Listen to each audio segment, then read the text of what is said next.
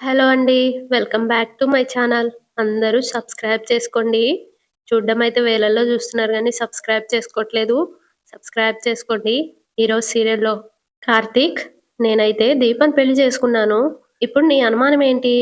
దీపతో పాటు జోష్న మెడలో గూడా తాళి కట్టి భార్యని అని వెనక్కి తిరిగి చూడంగానే అక్కడ దీపుంటది.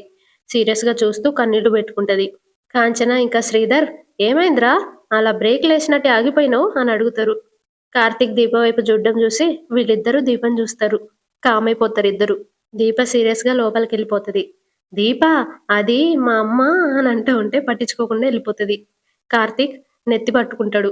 కాంచన అమాయకంగా, ఇప్పుడు నువ్వెందుకురా తల పట్టుకుంటావు అని అడుగుతది.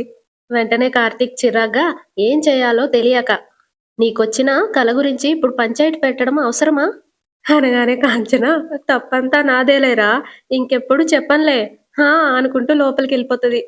కార్తీకేమో, అంటే అమ్మా నువ్వు అని అనబోయేలోపు పోరా అని చెప్పి వెళ్ళిపోతది. నువ్వు చెప్పడం తప్పని నేనన్నానా? అమ్మా అని ఫీల్ అవుతా ఉంటే శ్రీధర్ లేచి కార్తీక్ దగ్గరికెళ్ళి, ఒరేయ్, ఇలాంటివన్నీ పట్టించుకోకూడదురా అనగానే కార్తీక్, ఏంటి పట్టించుకోకూడదు?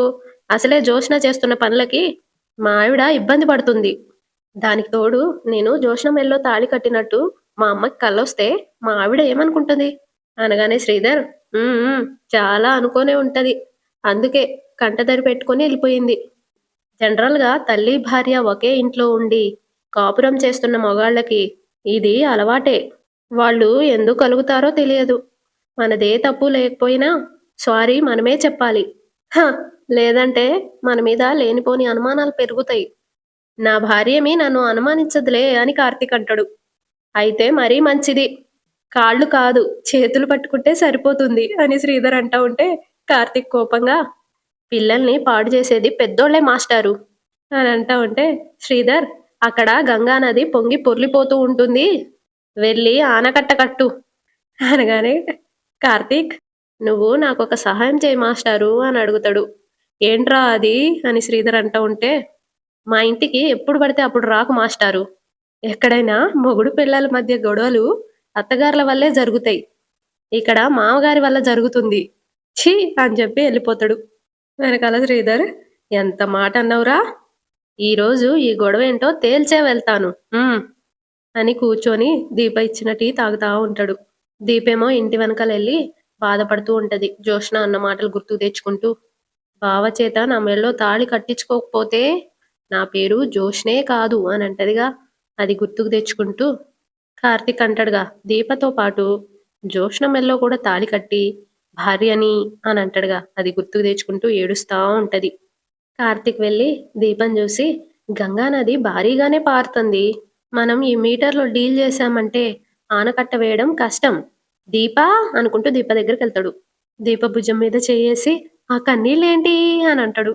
దీప కోపంగా వదిలించుకొని, నీకు తెలియనట్టుగా నటించకు అని అంటది. అప్పుడు కార్తీక్, కొప్పదీసి హాల్లో జరిగిన దాని గురించి బాధపడుతున్నావా ఏంటి అని అడుగుతాడు. దీప ఏడుస్తూ, నువ్వెందుకు నా దగ్గర నటిస్తున్నావు అని అంటది. ఇది మరీ బాగుందే, కలొచ్చిందేమో అత్తగారికి, అది చెప్పుకుందేమో మావగారికి, కన్నీళ్లు పెట్టుకునేది నువ్వు, కారణాలు చెప్పుకునేది నేనా అని అంటాడు. వెంటనే దీప, బావ చేత నా మెడలో తాళి కట్టించుకోకపోతే నా పేరు జోష్నే కాదని అది నా ముందు సవాల్ చేసింది. ఈ విషయం అత్తయ్యకి తెలుసా? తెలియదు. మనిద్దరికి మాత్రమే తెలుసు. కానీ జోష్న మెడలో నువ్వు తాళి కడుతున్నట్టు అత్తకి కలొచ్చింది. అంటే దీన్ని ఏమని అర్థం చేసుకోవాలో చెప్పు అని అంటా ఉంటే కార్తీక్, నువ్వేమని అర్థం చేసుకున్నావో చెప్పు అని అడుగుతాడు. అప్పుడు దీప, ఇది నిజంగా జరిగి తీరుతుందని అని అంటది.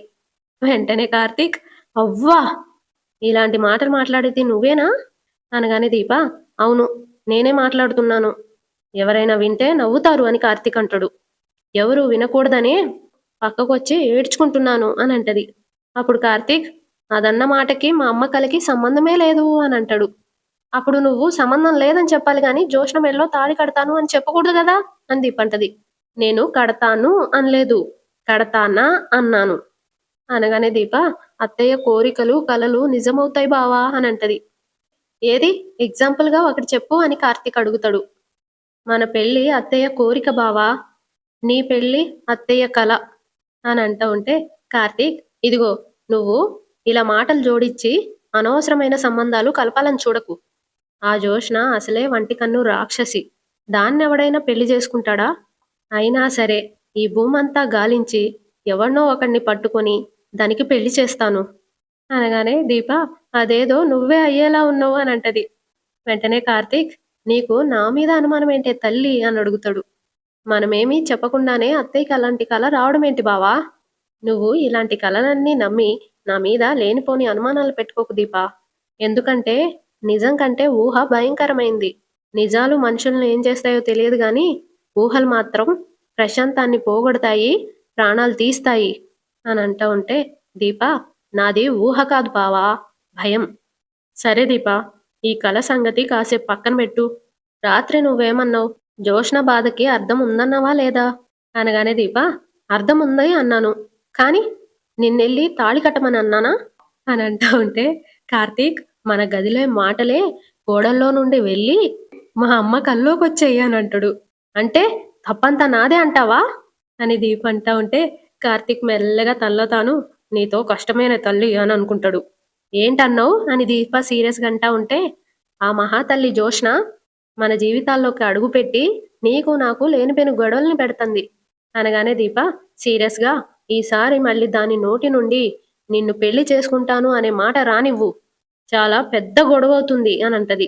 అప్పుడు కార్తీక్ నువ్వు ఎవరితోనూ ఏ గొడవలు పెట్టుకోవాల్సిన అవసరం లేదు, జోష్నకి కాస్త దూరంగా ఉండు అని అంటాడు. అది నీకోసం మన ఇంటికి వస్తే బావా అనగానే ఎహె చిచి, మన ఇంటి వాకిట్లో కూడా అడుగు పెట్టనివ్వను అని అంటాడు. ఇటు అప్పుడే జోష్న ఇంటి వాకిల్లో అడుగుపెట్టి కారు దిగుతుంది. తర్వాత శివనారాయణ, సుమిత్ర, దశరథ, పారు అందరు దిగుతారు కారు. పారు చేతిలో ఉన్న పిండి వంటల్ని పట్టుకో పట్టుకో పట్టుకో అని జోష్న చేతిలో పెట్టి మళ్ళీ వెళ్ళి కారులో నుండి కొన్ని తీసుకొస్తుంది. జోష్న ఏమో ఏ గ్రాణి, రాత్రి నాకు నిద్ర లేకుండా చేసి ఉదయాన్నే దీపింటికి తీసుకొస్తావా అనగానే పారు మన చేత్తో చేసిన పాపాలు మన చేత్తోనే కడుక్కోవాలి, పద పద అని లోపలికెళ్తది. జోష్న ఏమో అక్కడే నిలబడి ఇంకా నేను చేయాల్సిన పాపాలు కొన్నున్నాయి గ్రాణి, అవన్నీ పూర్తి చేసిన తర్వాత ఒకేసారి కడుక్కుంటాను అని అనుకుంటూ లోపలికెళ్తది. ఇటు శ్రీధర్ హాల్లో కూర్చొని నా కొడుకు వాళ్ళ ఆవిడ అలక తీర్చాడో లేదో అని అనుకుంటూ ఉంటాడు. దశరథ్ వచ్చి హాయ్ బావా అనగానే శ్రీధర్ ఆ బావా అని లేస్తాడు. నువ్వు ఇక్కడే ఉన్నావా బావా అని దశరథ్ అడుగుతా ఉంటాడు. ఇంట్లోకి అందరు వచ్చేస్తారు. సుమిత్ర, శివనారాయణ, జోష్న, పారు అందరు వస్తారు. పారు ఏమో ఆ అల్లుడు ఇక్కడే సెటిల్ అయిపోయినట్టున్నాడు అని అంటది. వెంటనే శ్రీధర్ ఇంకా నాకు అంత అదృష్టం పట్టలేదులే అత్తయ్య గారు అని అంటాడు. పారు ఏమో ఖాళీగా ఉన్న గ్లాసును చూసి టీ గ్లాస్ని ఏంటి వచ్చి చాలాసేపు అయినట్టుంది అనగానే శ్రీధర్ ఆ ఎలా కనిపెట్టారో అని అడుగుతాడు. వెంటనే పారు ఆ తాగేసిన కాఫీ కప్పు ఎదురుగా ఉంటేను అని అంటా ఉంటే జోష్న కాఫీ గ్లాసుల గురించి మాట్లాడడానికి తీసుకొచ్చావా గ్రాని అని అంటది. వాళ్ళు అన్ని తెచ్చి పిండి వంటలు చీర అవన్నీ అక్కడ పెడతారు. సారే శ్రీధర్ ఏమో ఆ మీ హడావిడి చూస్తుంటే ఏదో సర్ప్రైజ్ చేయడానికే వచ్చినట్టున్నారు అనగానే శివనారాయణ నవ్వుతూ అవును శ్రీధర్ నువ్వే ఉన్నావు, కాంచనేది అని అడుగుతాడు.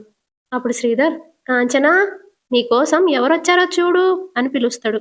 వట్టి చేతులతో రాలేదు కాంచన, చాలా తీసుకొచ్చారు, రా రా రా అనగానే కాంచన వస్తుంది. సుమిత్ర వదినా అనగానే నవ్వుతూ అన్నయ్య వదినా అనుకుంటూ కాంచన అయ్యని చూసి ఏంటి ఇవన్నీ, ఈ పళ్ళాలేంటి, ఈ చీరేంటి, ఈ పిండి వంటలన్నీ తీసుకొచ్చినట్టున్నారే అనగానే జోష్న అవునత్తా మీరంటే మాకు ప్రత్యేకమైన అభిమానం కదా అని అంటా ఉంటే కాంచన కంగారు పడుతూ తనలో తాను చూస్తుంటే రాత్రొచ్చిన కళ నిజమయ్యేలా ఉంది. జోష్నని కార్తీక్ ఇచ్చి పెళ్లి చేయమని అడగడానికి రాలేదు కదా అని అనుకుంటూ ఉంటది. దశరథేమో నా అల్లుడేడమ్మా అని అడుగుతాడు. వెంటనే కాంచన అల్లుడేంటన్నయ్య నీకు మేనల్లుడు కదా అని అంటది. శ్రీధర్ తనలో తాను రాత్రొచ్చిన కళ ఎక్కడ నిజమవుతుందో అని కాంచన భయపడుతున్నట్టుంది, ఈ విషయం బావకి తెలియదు కదా అని అనుకుంటాడు. కాంచనేమో నానా కూర్చోండి, అన్నయ్య వదిన కూర్చోండి అని అంటా ఉంటే శివనారాయణ ముందు మనవణ్ణి పిలవమ్మా అని అంటాడు. ఎందుకు నాన్న, ఏదైనా ఉంటే నాతో చెప్పండి అనగానే శివనారాయణ లేదు లేదమ్మా ఇది వాడితోనే చెప్పాలి అనగానే కాంచన తనలో తాను అమ్మ నా కల్లోకి వచ్చినప్పుడు నాన్న కల్లో కూడా వచ్చింది, జోష్నకి కార్తీక్‌కి పెళ్ళైనట్టు నాలాగే నాన్నకు గూడా కలొచ్చిందా? ఒకవేళ వచ్చుంటే ఆ కలని నిజం జేయడానికే వచ్చుంటారు అని కంగారు పడతా ఉంటది లోపల లోపల. సుమిత్ర ఏమో రాగానే పలకరించి గలగలా మాట్లాడేదానివి ఈరోజు నీకేమైంది వదినా అని అడుగుతది. వెంటనే శ్రీధర్ మీరంతా ఒక్కసారిగా ఇలా వచ్చేసేసరికి మీ వదినికి ఆనందంలో మాటలు రావట్లేదు చెల్లెమ్మ అని కవర్ చేస్తాడు. పారు ఆ దీపేది అని అడుగుతది. పెరట్లో ఉంది అని శ్రీధర్ అంటాడు. జోష్న బావేడత్తా అని అడుగుతది. పెరట్లోనే ఉన్నాడు అని శ్రీధర్ అంటాడు. చంటిదేది అని పారు అడుగుతా ఉంటే పక్కింటి పిల్లతో ఆడుకోవడానికి వెళ్ళింది అని శ్రీధర్ అంటాడు. దశరథేమో అనసూయ కనబడ్డం లేదు అనగానే శ్రీధర్ ఊరెళ్ళింది బావా ఈ రోజో రేపో దిగుతుంది అని అంటాడు. అప్పుడు పారు ఈ ఇంటి విషయాలు ఈ ఇంట్లో వాళ్ళకు కూడా అంత బాగా తెలుసుండవు అల్లుడు గారు అనగానే శ్రీధర్ నవ్వుతూ ఏంటత్తయ్య గారు మీకు కూడా నేనే దొరికానా అని అంటాడు. పారు నవ్వుతూ అయితే ఇంతకు ముందు ఇక్కడేదో జరిగినట్టుంది అని అంటది. శివనారాయణ అవన్నీ మనకెందుకు పారిజాతం నువ్వెళ్ళి దీపని కార్తీక్ని పిలువు అనగానే పారు అలాగేనండి అని వెళ్తా ఉంటే జోష్న ఆపి నువ్వు ఆగు గ్రాని నేనెళ్ళి పిలుచుకొస్తాను అనగానే పారు వాళ్ళేం పక్కూర్లో లేరు పెరట్లోనే ఉన్నారు అని అంటది. వెంటనే జోష్న సార మోసుకుంటూ లోపలికొచ్చావు కదా క్యాలరీస్ కరిగిపోయి ఉంటాయి గ్రాని నువ్వు కూర్చొని రెస్ట్ తీసుకో నేనెళ్ళి పిలుచుకొస్తాను అని వెళ్తది. జోష్న వెళ్తా ఉంటే పారు తనలో తాను దీన్ని పంపుతున్నానే గాని ఏదో ఒక పెంట చేసొస్తుందని నా అనుమానం అని అనుకుంటది. కాంచనేమో తనలో తాను అసలు వీళ్ళెందుకొచ్చారో ఏం చెప్పట్లేదు. కార్తీక్‌ని నా కూతురికిచ్చి పెళ్లి చేయమని అడగడానికి వచ్చారా? నా కూతుర్ని కార్తీక్‌కిచ్చి పెళ్లి చేసి నా దగ్గర తీసుకున్న మాట నిలబెట్టుకో అని మా అన్నయ్య అంటే అని అనుకుంటూ కంగారు పడుతూ ఉంటది కాంచన. కార్తీక్ ఏమో లోపలికెళ్దాం పదా అని అంటా ఉంటే దీప నేను రాను బావా అని అంటది. జోష్న వాళ్ళని వెనకాల నుండి చూసి బావా మరదలు ఇద్దరూ ఇక్కడున్నారా అని అనుకుంటది.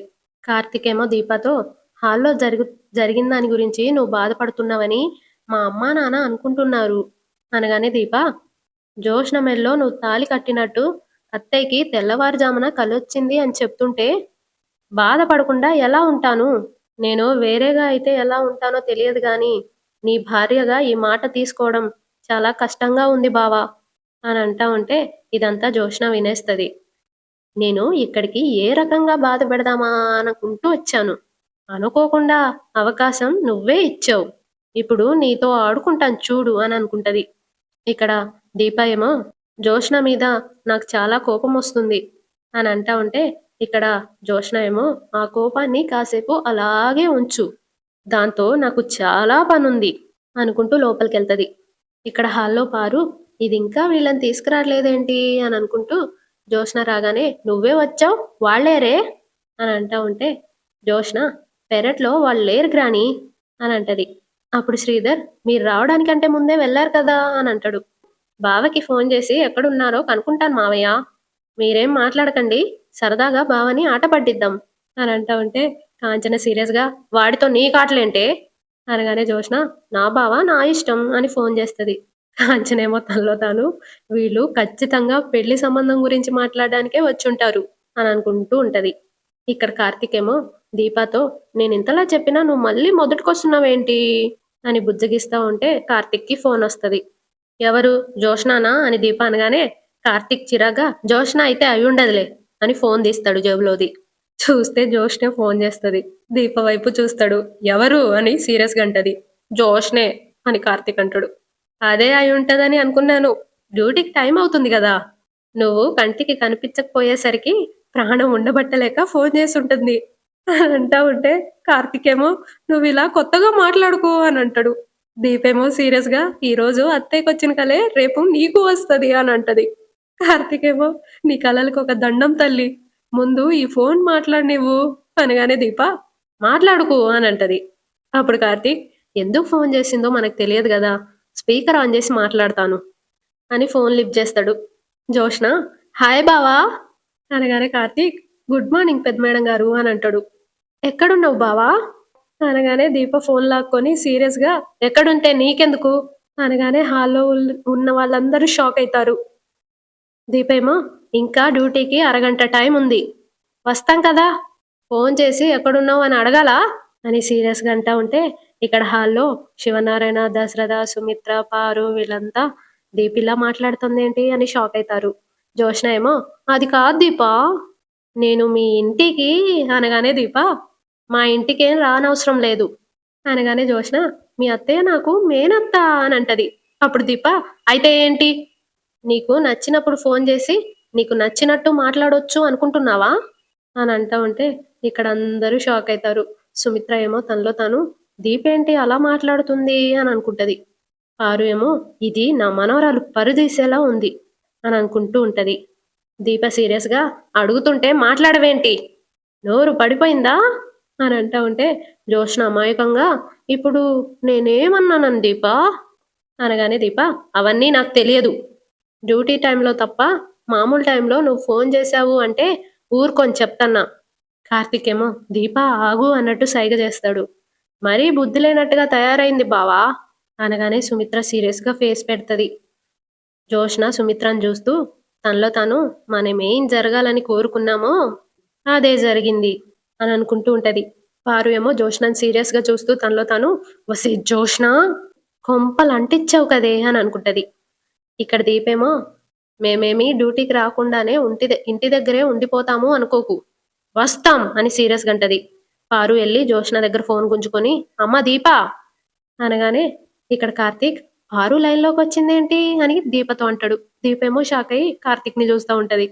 పారు మేమంతా కుటుంబంతో సహా మీ ఇంటికి వచ్చామమ్మా, అందరం హాల్లోనే ఉన్నాం, మీరు లోపలికి రండి అని ఫోన్ కట్ చేస్తుంది. ఇక్కడ కార్తీక్ ఏమో దీప దగ్గర ఫోన్ తీసుకుంటాడు. వీళ్ళందరూ మన ఇంటికి రావడం ఏంది బావా అనగానే కార్తీక్ చిరగ్గా ఏమైంది నీకు, ఎప్పుడూ లేంది ఈరోజు కొత్తగా బిహేవ్ చేస్తున్నావు. అది కాదు బావా అని దీప అంటా ఉంటే నేను స్పీకర్ ఆన్ చేసి మాట్లాడినట్టే అక్కడ జోష్న కూడా స్పీకర్ ఆన్ చేసి మాట్లాడుంటే నీ మాటలు అందరూ వింటారు కదా అనగానే విన్నారంటావా అని దీప అంటది. ఆ జోష్నేమి ఏది ఊరికే చేయదు, ఏం చేసిందో లోపలికి వెళ్తే గాని తెలియదు, పద వెళ్దాం అని కార్తీక్ వెళ్తా ఉంటే దీప నాకు కొంచెం భయంగా ఉంది అని అంటది. ఆహా అనాల్సినవన్నీ అనేసావు కదా, ఇంకెందుకు భయపడతావు, పద వెళ్దాం అనుకుంటూ ఏం జరిగిద్దో ఏమో అని కంగారు పడుతూ ఇద్దరు లోపలికి వెళ్తారు. ఇక్కడేమో అందరు ఫీల్ అవుతా ఉంటారు. శివనారాయణ ఏంటమ్మా దీప అలా మాట్లాడింది అని కాంచన అడుగుతా ఉంటే తానెప్పుడు ఇలా మాట్లాడద్దు నాన్న అని అంటది. లోపలికి కార్తీక్ ఇంకా దీప వచ్చేస్తారు. కార్తీక్ మెల్లగా దీపతో వీళ్ళని చూస్తుంటేనే అర్థమవుతుంది అంతా అందరూ వినేశారు అని, మనం ఇప్పుడు టాపిక్ స్కిప్ చేయాలి అనుకుంటూ హాయ్ సార్, హాయ్ పారు, హాయ్ చిన్న మేడం గారు, హలో పెద్ద మేడం గారు, ఏంటి మీరంతా ఇంత ఉదయాన్నే మా ఇంటికి వచ్చారు అని అంటూ ఆ తెచ్చిన సారంతా చూసి భారీ బందోబస్తుతోనే తెచ్చినట్టున్నారు అని అంటా ఉంటే సుమిత్ర కోపంగా మీ భార్య ఇలా మాట్లాడుతుంది అని తెలియకొచ్చాంరా అనగానే దీప అమాయకంగా అమ్మ అది నేను అనబోతుంటే సుమిత్ర నువ్వు మాట్లాడిన ప్రతి మాట మేమందరం విన్నాం దీప, నా కూతుర్ని పట్టుకొని బుద్ధుందా లేదా అని అడుగుతావా, అది ఏం చేసిందని నువ్వు అంత మాట అనాలి అని అంటా ఉంటే దశరథ సుమిత్ర ఏం జరిగిందో తెలుసుకోకుండా మనం మాట్లాడకూడదు కదా అని అంటాడు. పారు ఏమో సుమిత్ర పిల్లలేదో వాళ్ళు పడతారు, పెద్దవాళ్ళం మనం కలగజేసుకున్నామనుకో గొడవలు అవుతాయి అనగానే సుమిత్ర కొన్నిసార్లు కలగజేసుకుంటేనే గొడవలు అవుతాయి, కొన్నిసార్లు నిజాలు బయటపడతాయి, అప్పుడే ఎవరేంటో తెలుస్తుంది అని సీరియస్గా అంటది. పారు ఏమో జాలిగా దీపం చూస్తుంది. కార్తీక్ కూడా దీపం చూస్తూ చూసావా అని అంటాడు. సుమిత్ర మాట విసిరేసిన రాయి లాంటిది, అది ఎక్కడ తగులుతుందో విసిరిన వాళ్ళకి తెలియకపోవచ్చు, కానీ తగిలిన వాళ్ళకి తెలుస్తుంది. జోష్న ఏమో ఎంజాయ్ చేస్తూ ఉంటది. దీప ఫీల్ అవుతూ తనలో తాను జోష్న మా అమ్మ దృష్టిలో నన్ను చెడ్డదాన్ని చేసావు కదా అని అనుకుంటూ ఉంటే ఇక్కడ జోష్న ఏమో తనలో తాను నీ మీద నేను గెలవాలంటే నీకున్న సానుభూతి పనుల్ని నీ నుండి దూరం చేయాలి దీప అని అనుకుంటది. సుమిత్ర ఏమో దీప ఇలా మాట్లాడుతుంది అని నేను అస్సలు ఊహించలేదు అని అంటా ఉంటే పారు సుమిత్ర దయచేసి దీన్ని ఇక్కడితో వదిలేయి, పోనీ దీప తరపున నేను క్షమాపణ చెప్పనా అని అంటా ఉంటే అక్కడికి దాసు వస్తూ వస్తూ నువ్వేం తప్పు చేసావమ్మా క్షమాపణ చెప్పడానికి అని అడుగుతాడు. జోష్న ఏం బాబాయ్ నువ్వు కూడా వచ్చావా అని అడుగుతుంది. అమ్మ రమ్మంది అని దాసు అంటాడు. వెంటనే పారు, మరే ఈ శుభకార్యంలో నా కొడుకు లేకపోతే ఎలాగా, అందుకే పిలిచాను అని అంటా ఉంటే అక్కడికి అనసూయ వస్తుంది. శుభకార్యం ఏంటమ్మా అని అడుగుతుంది. పారు నవ్వుతూ, అబ్బా సమయానికి అనసూయ కూడా వచ్చేసింది అని అంటా ఉంటే కాంచన, వచ్చిన దగ్గర నుండి అడుగుతూనే ఉన్నాను, అసలు ఇక్కడేం జరుగుతుందో నువ్వైనా చెప్తావా పిన్ని అని అడుగుతుంది. ఆ చెప్తాను కాంచన, మేము దీపకి పుట్టింటి సారె తీసుకొచ్చాము. ఇప్పుడు పుట్టింటి సారేంటి పిన్ని అని అడుగుతుంది కాంచన. నీళ్ళోసుకున్న ఆడపిల్లకి పుట్టింటి వాళ్ళు చలిమిడి తినిపించడం ఎప్పటి నుండో మనకున్న ఆనవాయితీ కాంచన. ఇప్పుడు దీప కడుపుతో ఉంది. కడుపుతో ఉన్న ఆడపిల్ల సంతోషంగా ఉండాలి. కానీ దీప సంతోషంగా ఉండగలదా? ఉండలేదు. ఎందుకంటే తనకి పుట్టిల్లు లేదు అనుకుంటుంది కాబట్టి. ఆ లోటు తీర్చడానికి నేను మీ నాన్నతో, మీ అన్నయ్యతో, మీ వదినతో మాట్లాడి ఈ చలిమిడి కార్యక్రమం ఏర్పాటు చేయించాను. వెంటనే అనసూయ, మా దీప గురించి ఇంత మంచిగా ఆలోచించింది మీరేనా అని అడుగుతుంది. శ్రీధరేమో, అత్తయ్య గారు సీజన్కి ఒకలా మాట్లాడుతూ ఉంటారులే, నువ్వేమీ కంగారు పడకు, ఏది నిజమని నమ్మకు అని అంటాడు అనసూయతో. పారు ఏమో, ఊరుకో అల్లుడు, అందరికీ దగ్గరై అందరినీ కలుపుకుపోదామని నేను చూస్తుంటే నన్ను నమ్మొద్దంటావేంటి? దీప నా మనవరాల్లాంటిది, సుమిత్రకి కూతురు లాంటిది. దశరథ సుమిత్ర చేతుల మీదుగా ఈ పెళ్లి జరిగింది కాబట్టి తల్లి స్థానంలో నిలబడి సుమిత్రే ఈ కార్యక్రమం మొత్తం చేయాలి అనగానే కార్తీక్, థ్యాంక్స్ పారు, నా భార్యకి ఈ ముచ్చట తీర్చుతున్నందుకు అనగానే పారు ఫీల్ అవుతూ, ఇది నా బాధ్యతరా, ఎందుకంటే అని అనబోతుంటే దాసు, అమ్మా అని అంటాడు. పారు ఆగిపోయి, అదేరా, ఒకరి పట్ల ఒకరికి బాధ్యత ఉండాలి అంటున్నాను అనగానే దశరథ నవ్వుతూ, బాగా చెప్పవు పిన్ని అని అంటాడు. దాసు ఏమో తనలో తాను ఏం చెప్పడమో ఏంటో, ఎక్కడ నిజం చెప్పేస్తుందో అని భయపడి చేస్తున్నాను అని అనుకుంటాడు. పారు దీప దగ్గరకు వచ్చి, అమ్మ దీప, రా రా రా, అలా కూర్చో అని చెప్పి చైర్ మీద కూర్చోపెడుతుంది. సుమిత్ర, రా రా రా అని తీసుకొచ్చి దీపని నీ కూతురు అనుకొని ఈ కార్యక్రమం నువ్వే చేయాలి అని అడుగుతుంది. దీప సుమిత్రను చూస్తూ, నా మాటలు అమ్మని ఎంత బాధ పెట్టాయో అమ్మ మొహం చూస్తుంటేనే అర్థమవుతుంది అని లోపల లోపల అనుకుంటూ ఉంటది. పారు ఏమో, అనసూయ రా, జోష్న దగ్గరికి రావే, కాంచన రండి, అందరూ దూరం దూరంగా ఉంటారే, దీపేమి అనాథ కాదు, తనకి మనమంతా ఉన్నామనే నమ్మకం ఇవ్వాలి అనగానే దశరథ నవ్వుతూ, అవును పిన్ని, దీపకి ఎప్పుడూ మనమంతా ఉండాలి అని అంటాడు. సుమిత్ర ఏమో కోపంగా, అత్తయ్య గారు ఏం చేయాలో చెప్పండి అని అంటది. నీకు తెలుసు కదా సుమిత్ర, మనసులో ఏమీ పెట్టుకోకు, కన్న కూతురికి చేస్తున్నట్టే చేయి, నేను నా మనవరాలకి చేస్తున్నట్టు చేస్తాను, ఇవ్వు, ఇదిగో తీసుకో అని ఆనందపడుతూ అంటది పారు. సుమిత్ర కుంకుమ పెట్టి తర్వాత గాజులేస్తుంది. అందరూ చూస్తూ హ్యాపీగా ఫీల్ అవుతా ఉంటారు. దాసు ఏమో కార్తీక్ దగ్గరికి వెళ్ళి మల్లగా, నువ్వు అలా చూస్తూ ఉండల్లుడు, దీపే నా సొంత మనవరాలని మా అమ్మ నోరు జారేస్తుంది అనగానే కార్తీక్, పారు నోరు కట్టుకోలేదు మావయ్య, అలా అని దొరకదు అని అంటూ ఉంటే దాసు, ఈసారి కార్యక్రమం అయ్యేలోపు అది కూడా జరిగేలా ఉంది అని అంటాడు. కాంచనేమో, రాత్రొచ్చిన కళ ఎక్కడ నిజమవుతుందో అని కంగారు పడ్డాను అని అనుకుంటూ ఉంటది. అమ్మయ్యా అనుకుంటూ ఉంటది. తర్వాత సుమిత్ర దీపకి పూలు పెడతా ఉంటది, జల్లో పూలు పెడతా ఉంటది. అంతటితో ఈరోజు ఎపిసోడ్ అయిపోతుంది. సబ్స్క్రైబ్ చేసుకోండి. మీరు సబ్స్క్రైబ్ చేసుకుంటేనే నాకు హుషారుగా చెప్పాలనిపిస్తుంది. లైక్ కూడా చేయండి కదా.